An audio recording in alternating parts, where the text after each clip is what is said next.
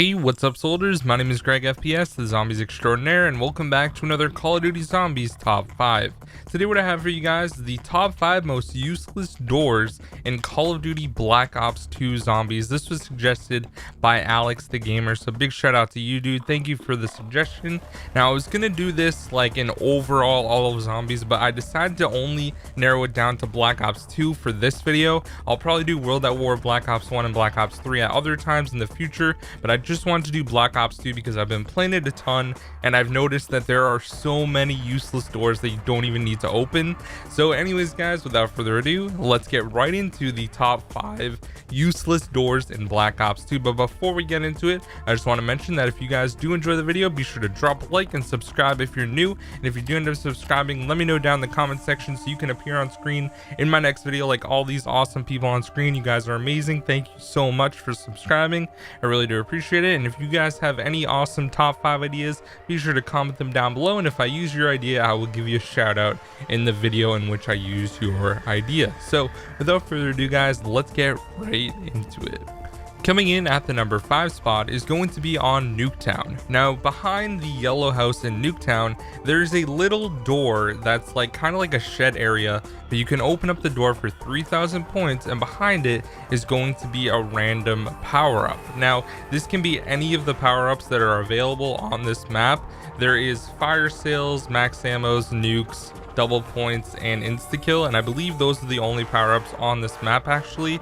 But I did end up getting a fire sale, which was pretty funny because I never opened up the green side where the actual box was, so I didn't even know that you could get a fire sale before, and it just happened that I got one. So this door is very useless because 3,000 points just for one random power-up is not really worth it. Now you can time it whenever you want because each round it actually changes the power-up, so you can time it if you really need like an insta-kill or something, then you can get an insta-kill, or if you need a max ammo, that sort of thing, you can kind of just wait until it switches and then you can open it then for 3,000 points. But still 3,000 points is pretty ridiculous, so that is definitely a very useless door. Coming in at the number 4 spot is going to be a door on Die Rise. Now this one is located next to the elevator that's kind of over by itself. Once you jump down to the spot, you're pretty much stuck there unless you jump down, or if you just end up taking the elevator down or something like that. Now the reason I decided to put this one as a useless door where there's a bunch of useless doors on Die Rise is because this one literally you have to buy the first door to even go anywhere, and then you have to buy another door as well to even get back to the other side of the roof where the other elevators are and things like that. So I just thought this one was completely useless. You can completely avoid it if you just want to wait for the elevator. So this one is definitely pretty annoying and it's 100% useless. I mean, there are literally like at least 5 that I could have put for Die Rise, but I decided that this one was the most useless, so that one comes in at the number 4 spot.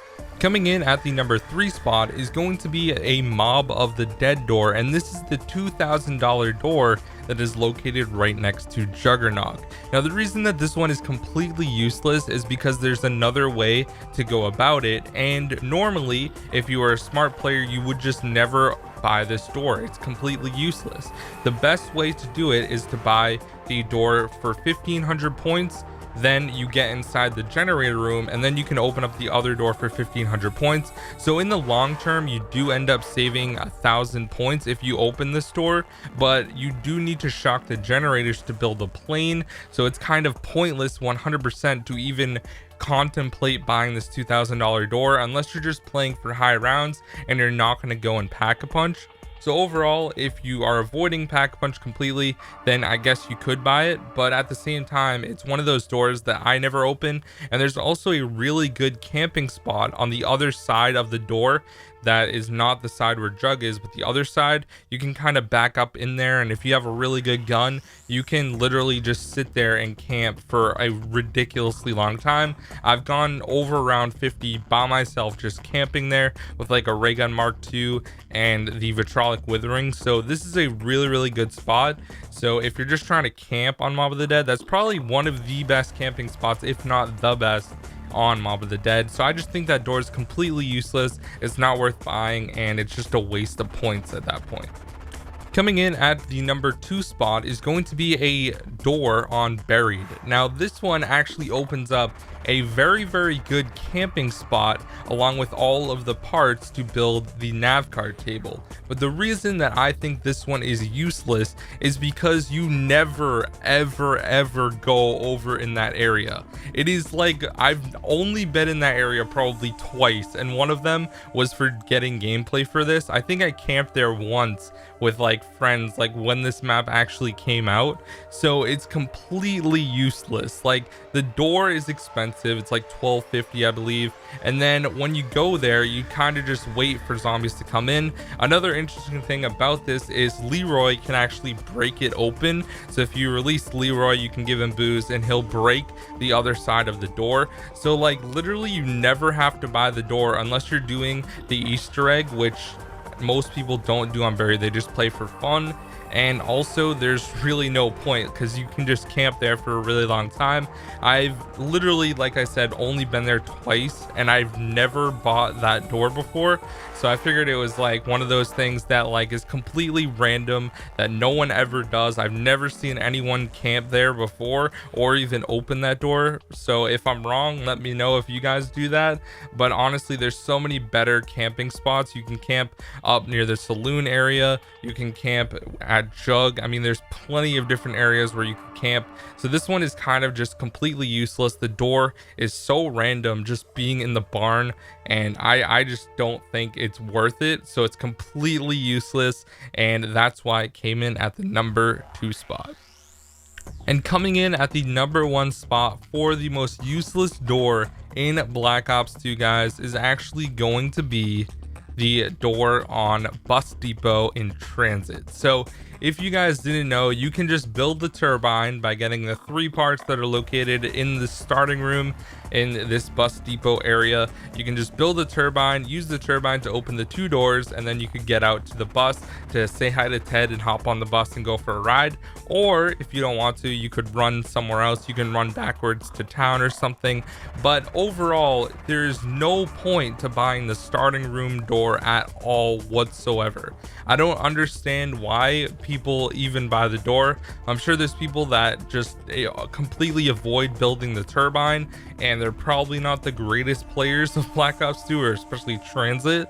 But then again, I mean, Transit is one of those maps that's kind of weird. So I'm sure there's plenty of people that just end up buying the door and they don't even know you can build the turbine. But for me, this is the most useless door in Black Ops 2, because why pay $7.50 for a door when you can just build a buildable for free and open the door? So that is the reason why it is the most useless door in Black Ops 2 Zombies. So anyways, guys, I hope you enjoyed this video. If I left any out that you think are completely useless that I didn't mention, definitely let me know down below.